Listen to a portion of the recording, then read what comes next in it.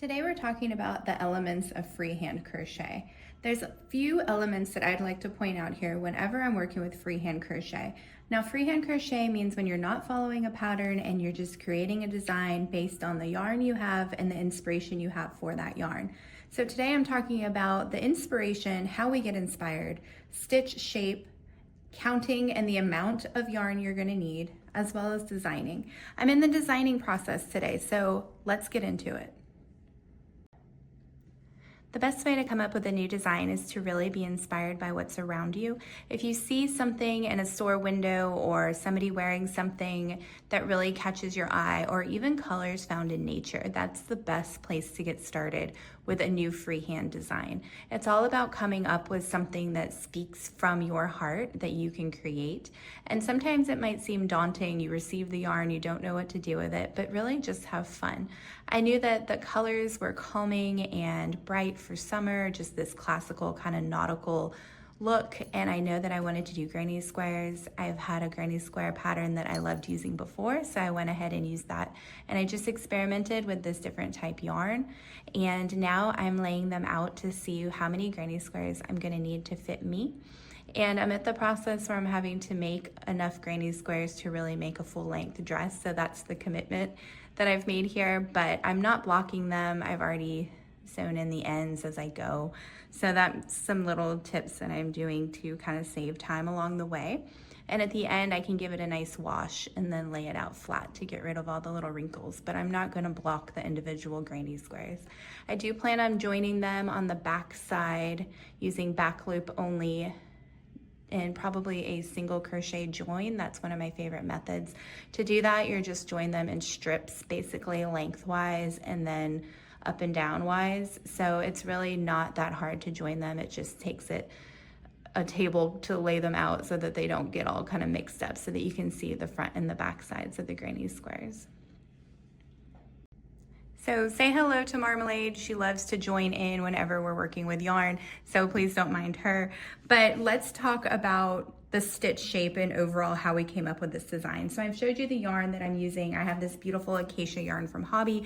And what did I want to do with it? I received these blues and whites that I've chosen for summer, and I just saw a color palette inspired by just, you know, a graphic design or a picture, and the colors really spoke to me. So that's the yarn I chose for my new colorway. And what was I going to do with it? I was inspired by the look of a traditional summer granny square dress. The motif is going to be floral. I knew right away I wanted to do a flower motif, but how was I going to incorporate that, and where did I get started? So I knew that for my stitch shape, I wanted to either work granny squares or I wanted to work a stripy summer look. I think a striped summer look is just so classic, but because I wanted to include the granny squares or the florals, I chose that granny squares were going to be the better option for me. As far as how much yarn I'm going to need to make this project, I haven't quite finished it yet. However, I will say I have only used 1.5 of the blue skeins to make all of these squares and the tops right here. So I've made about 32 squares and 2 of these tops out of 1.5 balls of the blue. And I've also used about 1.5 balls of the white to make the granny squares and this edging. So given that, I'm probably gonna need another 2 balls of each color, which would probably be about 7 balls total to make a full dress. You really get a lot out of this acacia yarn, I'm finding. It's a 100-gram ball, but you get 250 meters or 273 yards. It is a lightweight number 3, so it's not as bulky as if you're using just a general craft store acrylic or cotton. So it really has a nice drape and bounce to it that's quite lightweight and thin, especially for summer, but it's still sturdy enough because it's not a super fine weight. So I'm really finding that you get a big bang for your buck out of how much is coming out of this little ball of acacia. As far as hook size, I chose this larger 6mm crochet hook because I thought that it nicely paired with this yarn, as well as I didn't want to have a hook size that was too small because then it would just take forever to make this project, especially considering the full length of a dress. So the yarn size recommends actually a smaller hook. Let's see what the label says. The label actually recommends a 4mm needles and a 5mm hook. So I've used a 6mm hook here, but I think it's worked out quite all right. A tape measure is really one of your best friends when it comes to freehand crochet. This is a great one that I got from Clover USA. It's a nice, it has this button here that you can push and it just automatically sucks in the tape. So that's really nice to put in your yarn bag or whatever you're using because it keeps the tape all in one spot rather than if you just have one of those loose tapes. I find this one really convenient to use. And the reason a tape measure is one of the best things to have in your project bag is because when you're doing a freehand crochet design, especially for a garment, you want to make sure that it fits you and that it's wearable. As well as when you're making granny squares, you want to make sure that they're all coming out to be the right size. And if you're making something just in flat panels, you want to make sure that you're not losing track of your edges and either widening or shortening at some point along the work. So really a tape measure is the best thing to have in your project bag. Another thing that I like to keep in my project bag is a pair of scissors. I have a lot of decorative pairs of scissors, like these little stork scissors, which are so cute. I have a lot of these around my craft room. However, I would recommend this pair of kids scissors because it has a dulled edge. You can see these stork scissors are quite sharp at the tip, so I like to use them when sewing or working with something fine that I need to kind of cut precisely. But as far as keeping in my project bag, I really recommend these child scissors that don't have the sharp edge, as well as the blade is under the appropriate length that you can take them when you're traveling to fly. They don't get flagged because the blade isn't too long. So these are just by Fiskars and it's a great brand. They're really durable and they come in cute colors. I chose these blue ones to match my blue project. I also have pink ones to match my pinks. So that's just a nice way that you can choose tools to work with that are safer and also like flight appropriate if you're taking your yarn to travel. The granny squares that I chose to come up with, I know I wanted to have a flower motif and there's all kinds of flower colorful granny squares online that you have access to the patterns. However, I had a granny square that I worked last summer in a pattern that I have for a blanket, and I actually made that granny square in this same motif. However, it was with chenille yarn, which is like that bulky velvet yarn, and I wanted to know how it would look in this acacia yarn. So I went ahead and worked those up, and I think they turned out really nicely. You can see on the granny square, it has these holes between the 5 petals, and it's coming off of this center circle to create these really sweet flower petals. It's then worked in 2 rows of the white color to square off the flower shape. So it's made in 2 pieces with the blue flower and then with the white yarn. It's really simple to make, and I've just made a bunch of those that are each coming out to be 4 inches, and I'm going to use those to make my dress. I do have a tutorial posted on my channel for these. I'm calling them Forget-Me-Not Granny Squares. I go through the whole motif and how you can crochet these too if you're interested in making granny squares to match this design. So I chose the colors that I was inspired by. I decided to go with granny squares over different crocheted stripes in these colors. And then I just got started. I used a whole ball of the blue color to make just a bunch of granny square flowers. And by the time I was done making all those granny square flowers, I edged them in white to look like this. So far to the amount that I am right now, I've only used 1 ball of blue and 1.5 balls of white. So you really get a lot out of this acacia yarn. It's quite dense. But what I got started on was just making the granny squares. And after you feel like you've made so many, you have to start doing the counting because what's going to fit you. Now, if I wanted to just make a top, I could stop right here. However, I want to make a full length dress. So I needed to incorporate how many granny squares were going to fit me. I've created a little drawing, an outline of a dress. I've done the peaked chest portion that I'd like to do, and then I've kind of calculated for the granny squares. So I know that I need to have 9 granny squares at the first row to be about 36 inches. Then I want to increase to 40 inches, so I'm going to need 10 granny squares. I want to have about a 24-inch length from underneath the bust to the knee. So I've calculated to get this length for this width, I'm going to need about this many granny squares. It really helps to have a drawing when you're using things like granny squares just because they are geometric, and it really makes it easy to lay out your design. Now there's 2 ways that you can go about measuring crochet pieces to fit yourself. You can either take a trusty tape measure, or you can take an existing piece of regular clothing and hold your crochet up to it to see what fits you.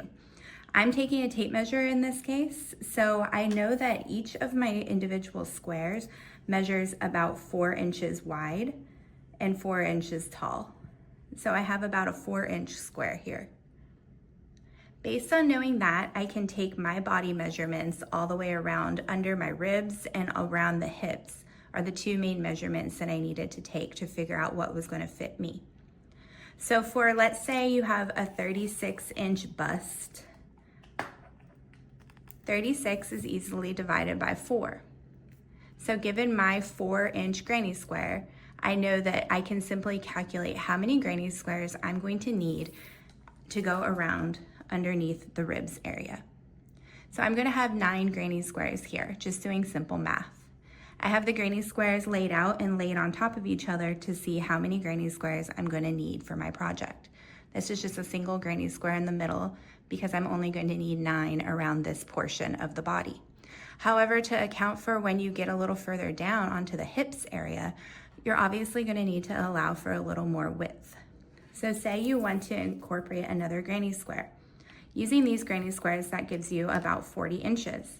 So that should be a nice loose fit for your dress. So I'm going to add an extra granny square when I go 1 layer down. From the 9 granny squares I had here, I'm now going to have 10. So that gives me about a 40-inch waist and a 36-inch bust. If you wanted to keep this as more of a slim fitting dress, you would just work your 9 granny squares equaling 36 inches all the way down. For me, I want to give myself a little more flow, so I'm going to add that extra granny square in. Now for the chest portion, I've used an existing pattern that I've made once before for a bralette. I saw a bunch of designs for different chest ideas and straps on Pinterest, and I narrowed it down to having this kind of design where you work up in the center and then build your cup either way based on from the side. So I've incorporated a pattern here that I've made before for a bralette, and I've just increased the width to be a little more covering for a full dress. Didn't want it to be too skimpy when wearing it, so I've just increased the width here. And you can see how I'm going to sew that on. Now I'm considering putting a band underneath this, like kind of between the granny squares to go there, or I might just join the granny squares straight on. That's going to be still something that I determine.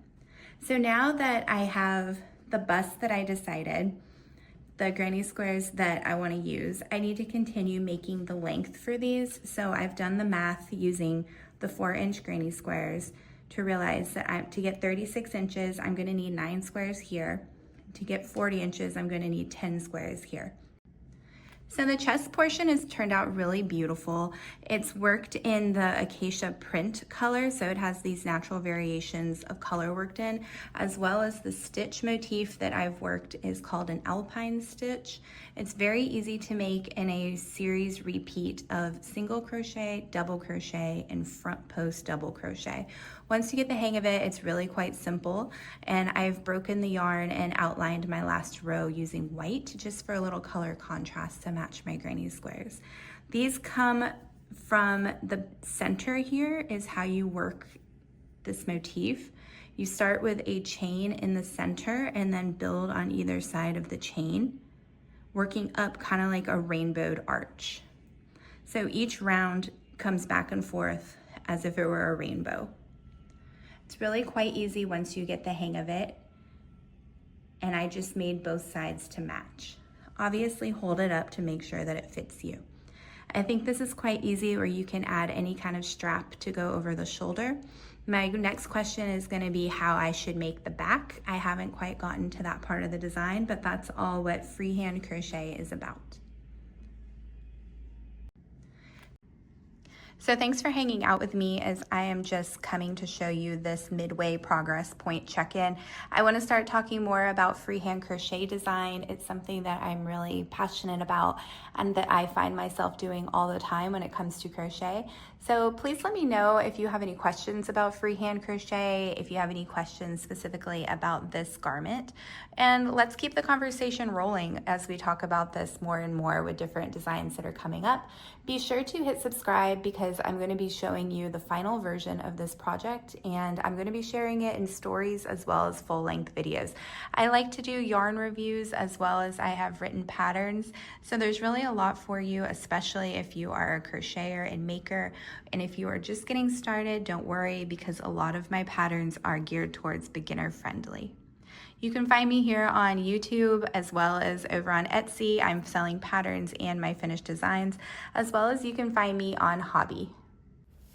As an update to this video, I have already posted the finished design of this full dress where you can find this freehand crochet garment and all of the tips, sizing, fit, lessons learned that I made for this granny square dress. If you want to make your own, go ahead and pop over and watch that video because I cover new topics, the new stitch counts for the granny squares, and I hope to see yours in the future.